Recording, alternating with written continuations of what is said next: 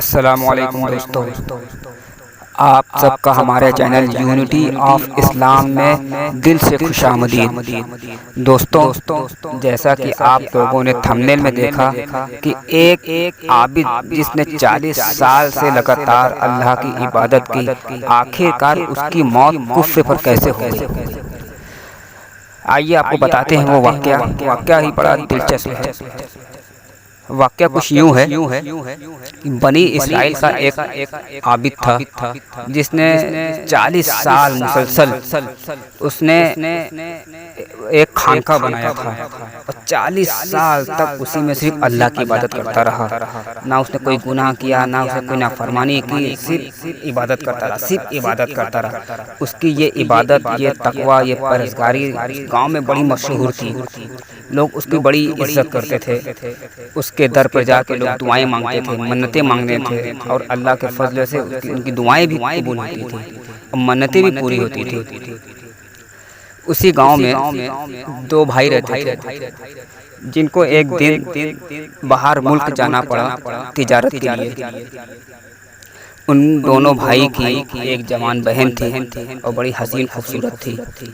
अब उनको ये डर लग रहा था कि हम दोनों भाई बाहर जा रहे हैं तिजारत के लिए, अब हमारी बहन का ख्याल कौन रखेगा। तब उन्होंने आपस में मशवरा किया, क्यों ना अपनी इस बहन को उस आबिद शख्स के हवाले कर दिया जाए। वो उसके अमान में रहेंगी, उसके सुपुर्द में रहेगी। वो भले आदमी हैं, तकवा परहेज़गार हैं। तो उन दोनों ने भाई को ये मशवरा अच्छा लगा, आपस में ये मशवरा किया तो उनको पसंद आया। चलिए जाकर उन्होंने उस आबिद से बात की तो उन्होंने इस बात पर हामी भर दी। तो वो दोनों भाई अपनी बहन को उनके हवाले करके चले गए। अब वो आबिद जो है किसी ना किसी के ज़रिए उनका ख्याल रखते थे, वक्त पर खाना पहुंचाना और हाल चाल लेना। इसी तरह दिन गुजरता रहा। एक दिन शैतान इब्लीस उस लड़की के रिश्तेदार की शक्ल में आया और वो उस आबिद के पास गया। वो शैतान इब्लीस उस आबिद से कहने लगा, अरे मियाँ, तुम्हारे पास जो अमानत है, वो जो दो भाई आपके पास रख के गए हैं, उनकी जो जवान बहन है, कम से कम एक बार जाकर उसके घर में उसकी हाल खैरियत तो मालूम कर लिया करो कि वो कैसी है कैसी नहीं है। और खाना वगैरह भी तुम दूसरे के हाथ से पहुँचाते हो जबकि वो तुम्हारे अमानत में है। जाकर खाना उसके घर पे अंदर दे दिया करो, उसको अच्छे से खिला पिला कर उसका ख्याल रख कर तब वापस आया करो।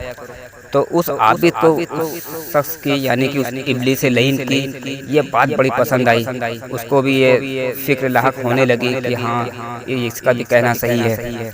तो वो आबिद पहली मर्तबा अपनी खानका से बाहर निकला और वो खाना लेकर उस लड़की के रूम में गया। अब देखिए गुनाह की इब्तिदा यहीं से शुरू होती है। कैसे उस इब्लीस लई ने अपना जाल बिछाया और वो उसमें कामयाब होता नजर आ रहा था। गया पहले दिन अपना उसको खाना पानी खिलाकर वो फिर वापस चला आया अपनी खानखा में, फिर अल्लाह की इबादत में मशगूल हो गया।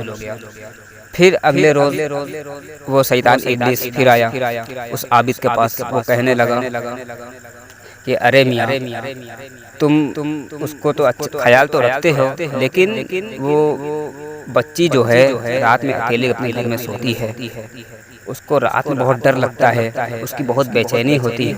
क्यों ना तुम उसके साथ उसके घर में रात गुजार लो, ऐसे उसका दिल भी बहल जाएगा। उस आबिद को ये बात भी पसंद आ गई।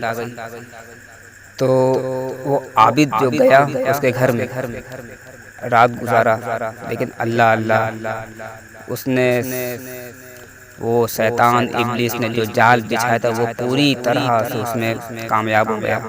उस आबिद से उसमें गुनाह हो गया, यानी कि उस लड़की से जिना कर लिया और उस जिना से उस लड़की में हमल भी ठहर गया। और वो वहाँ से उसको बहुत ही जल्दी से मतलब सुबह हुई और वो निकलकर अपने खानका में चला गया, इबादत करने के लगा। ऐसे इबादत करने लगा यानी कि उससे कुछ हुआ ही नहीं। अब फिर देखिए, अब फिर वो शैतान इब्लीस आया उस आबिद के पास और बोला कि अरे मियाँ, तुमने ये क्या कर डाला, तुमने उसके साथ जिना कर लिया और उसको हमल भी ठहर गया। अब वो आबिद घबरा गया। अब वो अपनी बेइज्जती से बचने के लिए उसे कहने लगा, अरे चाचा, अब मैं क्या करूँ, ये मुझसे गुनाह हो गया अनजाने में। तो वो इब्लीस लईन ने उसको मशवरा दिया कि ऐसा करो, अगर तुम अपनी बेइज्जती से बचना चाहते हो, अपना मान सम्मान अपनी इज्जत को बरकरार रखना चाहते हो, तो उसे कत्ल कर दो, उसको पता भी नहीं चलेगा। तो इसको मशवरा अच्छा लगा, गया उस लड़की को उसने कत्ल भी कर दिया। कत्ल कर कर वो बच्चा भी मर गया, उस लड़की भी मर गई, उसको वहीं पे दफन कर दिया। दफन कर कर वो वहाँ पर वापस चला आया अपनी इबादत गाह पर।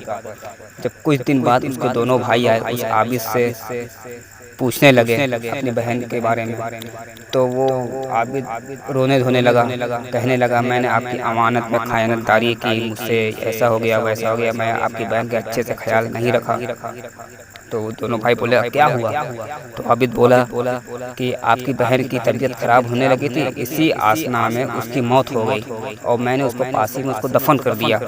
वो आबिद जो है उसको दूसरी कब्र, किसी झूठी कब्र पर लेकर गए दोनों भाई को, और बता दिया कि उसको यहीं पे दफन किया है।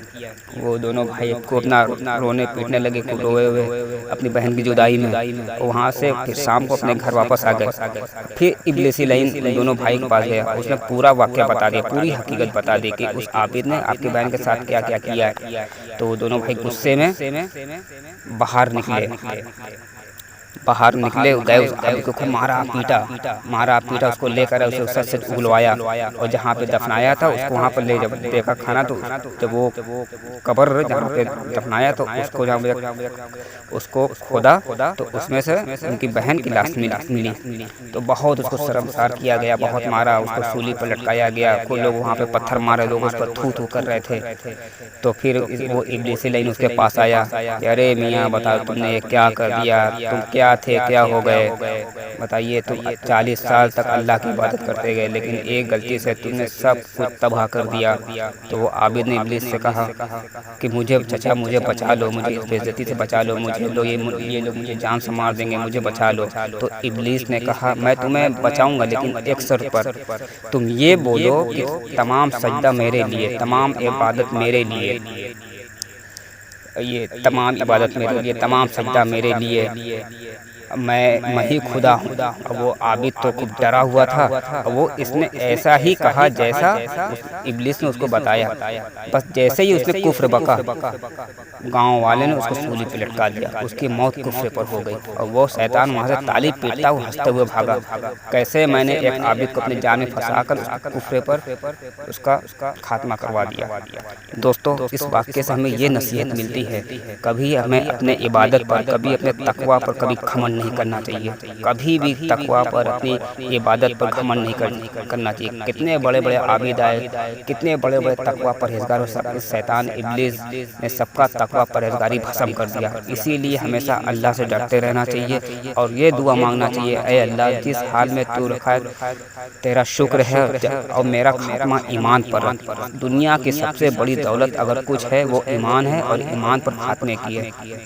दोस्तों, आज का वाक़या इतना ही। इंशाअल्लाह फिर अगले वीडियो में कुछ अच्छे से वाक़या लेकर आपके सामने रूबरू होऊंगा। अस्सलामु अलैकुम।